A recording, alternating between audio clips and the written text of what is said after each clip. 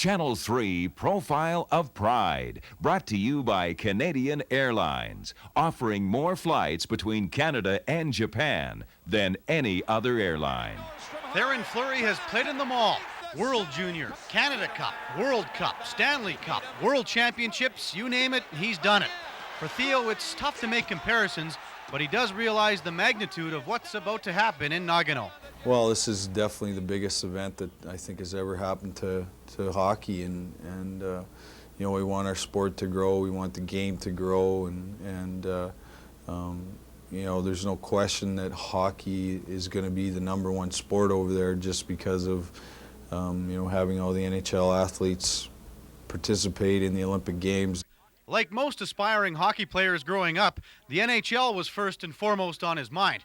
But after he wasn't drafted in 1986, that's when he first thought about playing in the Olympics. Yeah, it was definitely in the back of my mind, but you know, once I became an NHL player, you know, it really wasn't you know, you really didn't think about it a whole lot. But you know, when they announced that you know, they were going to allow NHL players to play, you know, then yeah, for sure it definitely became a dream, and you know, it's finally come true. Fleury. There's no question the Winter Olympics mean more to Calgary than any other city in Canada.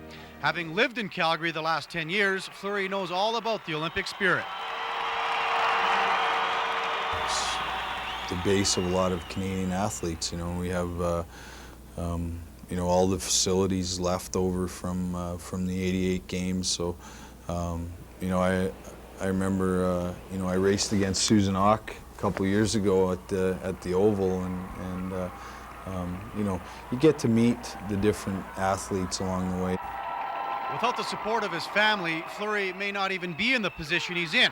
That support is about to increase for Theo as he prepares for the biggest 2 weeks of his life. There's no question that all across Western Canada, you know, all my family's going to be up 3 o'clock in the morning watching every game. So it, you know, it's nice to know that you have that support back home, and for me, it's probably the one and only opportunity I'll ever have to compete in something like that, and you know, I'm definitely going to take advantage and make the most of it.